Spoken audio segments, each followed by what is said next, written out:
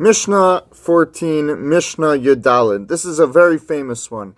Hu haya omer. Hillel used to say, Im ein ani li, mi li. If I am not for myself, who will be for me? Uchsha'ani la'atzmi ma'ani. But if I am for myself, exclusively, what am I? Vim lo achshav imasai. And if not now, when? Many different explanations and interpretations of these three statements that I've heard and that I've seen. We'll go with Rabbi Wein. So Rabbi Wein, in the first statement, Im ein ani li mi li, if I am not for myself, who will be for me, points out, very importantly, that people often think that they can assign the growth in their life to other people. So they'll ask, quote unquote, their rabbi to study for them, quote unquote, so that the person themselves doesn't have to study, and that the rabbi will study for them, will have them in mind, so to speak. Or when it comes to taking care of kids, they'll assign someone else to do it. So, im ein ani li mi li. If I'm not for myself, who will do it for me?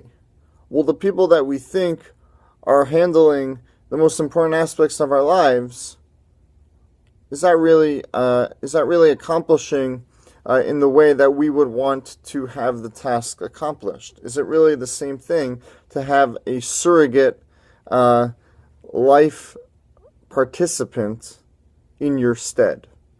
Something to think about. But conversely, on the other hand, if I am only for myself, right, then what am I?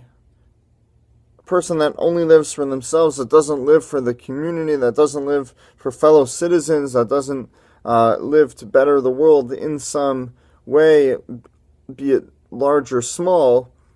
What are they? They are someone that's lacking a connection to the community, right? Many times in the Mishnayos of Pirkei Avos, we talk about not separating oneself from the community.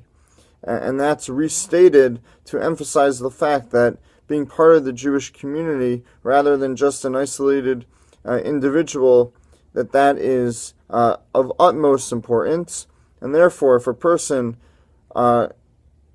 lives for themselves only and exclusively, that's a problem. And so Rabbi Wein points out that sometimes you have to weigh the balance between these first two teachings. You have to be for yourself. Sometimes you do have to work late. Sometimes you do have to attend, fundraising dinners at night. But at the same time, you still also have to spend time with the family. And so that balance is what life is made of. In the last line, Im ein lo achshav imasai, procrastination, right? If not now, when? And I'm as guilty as everyone else in this. Rabbi Wein writes that it's said that if you want to get something done, give it to someone that's busy, right? Ironically, the busier person will get it done faster than the non-busy person, because the busy person's shown that they get things done. Im lo achshav imasai, right? This applies to many aspects of life. You say, I want to take on a new project of Torah study, of observance, but I'll have to get back to you on which day, right? And how many times does it then slip our mind? It's natural that things slip your mind. So it pays to tie down commitments, whether to start the commitment that day or whether to at least, mark it down in your calendar, set an alarm, and then you're not relying on yourself and your own, let's say, willpower to accomplish the task later on at a later date, but rather you're saying, Im lo achshav imasai, if not now, when, right? You have to make it happen right here and now. Thank you.